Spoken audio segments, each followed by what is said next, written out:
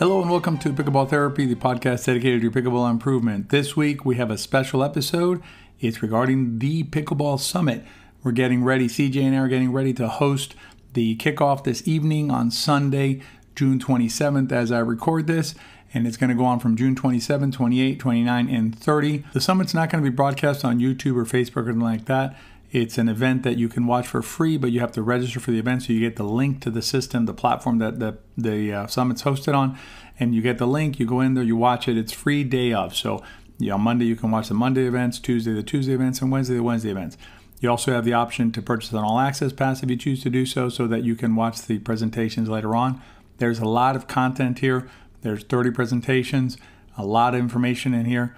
And so if you want to be able to come back over and over again it's basically a lifetime access pass, try and buy it before the summit begins, because the way the platform is set up, the price goes up after the summit begins, and then it goes up again once the summit's over. So you get a much better discount if you buy it now, is what I'm trying to say. You don't have to buy it, but you can buy it now for a much better discount. I'll give you the link to register below. Again, it's free to just register and watch the event, and I think you'll get a lot out of it. What I wanted to do in this podcast was give you a little bit of a sneak peek at some of the information that's in the summit. And in particular, there are two themes that really jumped out at me as we talked to the different presenters, spoke with the different presenters about their view of the game and how they approach the game. One of those is that the soft game is absolutely essential part of the game. In other words, you can decide when and how to add it to your game, but adding the soft game to your game or to your repertoire in your game is something that will definitely help you improve as a pickleball player, and will also make you more versatile when you're out there. It allows you to diffuse bangers, get up to the non-volley zone line and win more points, have more confidence on the court. And the soft game concepts came from a variety of different presenters in different contexts, but all had the same basic theme, which is how the soft game impacted their game, what they did, and how the soft game basically allowed them to improve as a pickleball player, and also give them more comfort and confidence when they're out there on the court, knowing that they can get out of any tough situation by relying on the soft game. The second thing that jumped out at me was how the presenters talked about simplifying things. I think a lot of times as pickleball players, when we're looking to improve, we're looking to add more complicated shots. We're looking to add more sophistication into our games, if you will, whether they're rolls or spins or whatever it is that you're trying to, power shots under the net, whatever it is that you're trying to add to your game. A lot of times what these presenters were talking about was the opposite. So they were talking about simplifying things, keeping things simple, and basically working on the fundamentals. Something that CJ and I harp on over and over again in VIPickleball is fundamentals. We focus on the fundamentals. We know that if you focus on the fundamentals and you work on those, you'll definitely improve as a pickleball player.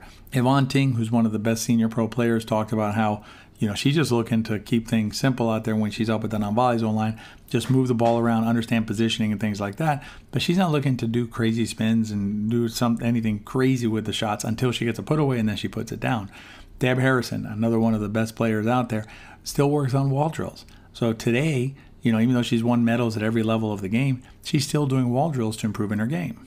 We even heard the same thing from one of the players who is arguably the greatest of all time, Kyle Yates. We asked Kyle for the one tip that he would share with players looking to get to the 4.0 level and even above that.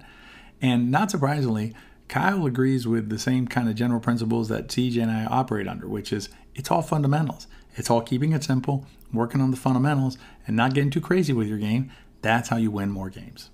As I mentioned at the beginning of the podcast, we are kicking off the summit this evening, June 27th, 2021, 7:30 p.m. Eastern, 4:30 p.m. Pacific, and 5:30 and 6:30 in between, depending on where you're at.